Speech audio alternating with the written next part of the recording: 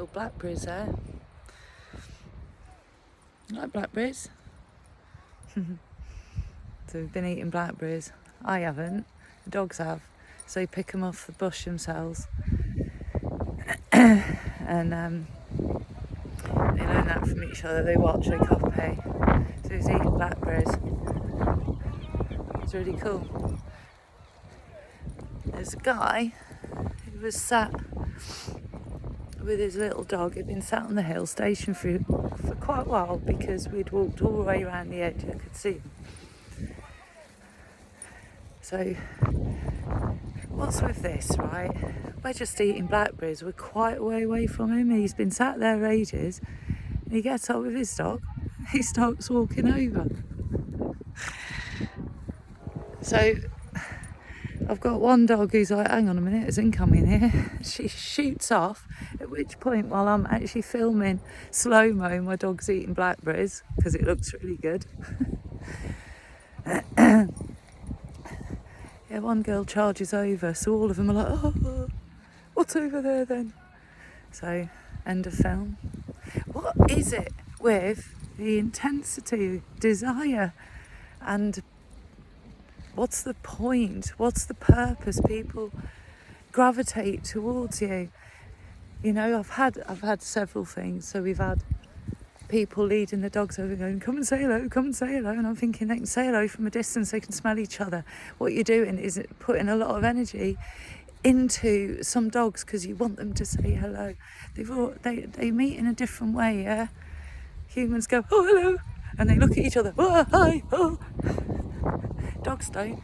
They smell each other's arses. So I tell you what, if you're a human, next time you meet a human, go and smell their arse. And then have a little think about how weird that was. And now you understand how weird it is for dogs to be dragged over to other dogs or people and told to say hello. They have got nothing else they can possibly do except to react to that situation. And a reacting dog isn't a happy dog. A jumping, excitable dog is not a happy dog. It's a dog that's too rammed with energy to be able to process what's actually going on. That's not happy. Happy is that. And this one. She's on lead, otherwise we've got to wait 40 minutes while she goes and chases down a rabbit. And then there's two more happy dogs. I don't know if you can see them. There's a tail disappearing under the tree there. And then there's another happy dog. He's going to the gate. I'm not telling them what to do. I pick the direction we're going and I go there when I want to stop and have a sit down near some blackberries. The dogs will go and eat blackberries. If we sit on the hill, the dogs will be looking around and listening to whatever, like I am. If the dogs have gone through a gate, hey! Oh, one of my dogs is... So there's a couple of dogs on leads there, and my dog's obviously gone over, or they've come across her.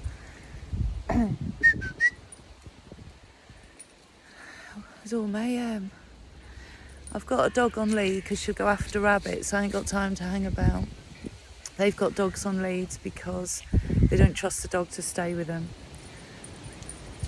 Come on, mate. So two little yappy dogs. Come on, darling, this way. So,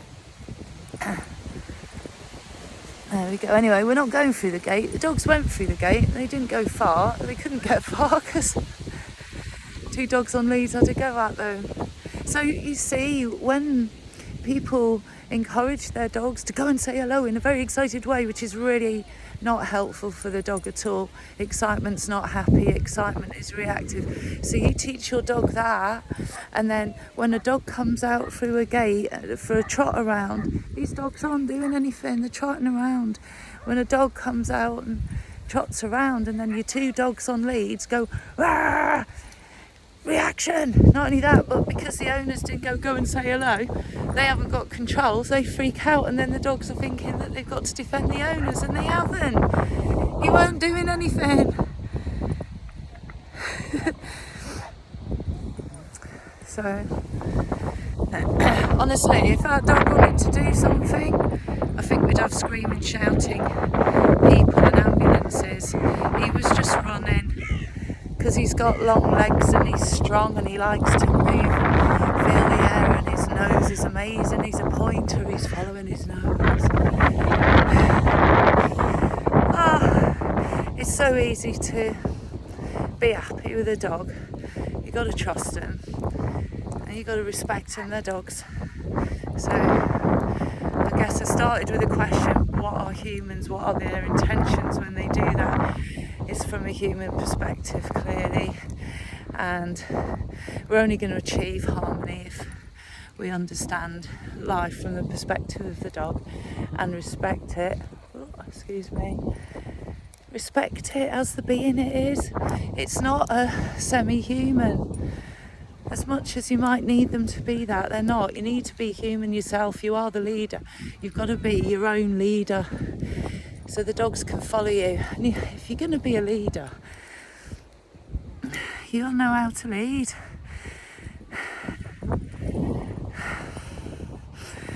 So, less drama, more harmony.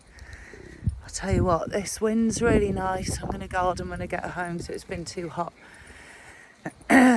So the dogs have a nice little relax, bit of veg chucked their way, and they're going to be natural, I'm going to be natural, and I'll be silent because I won't be talking to a camera. Have a great day.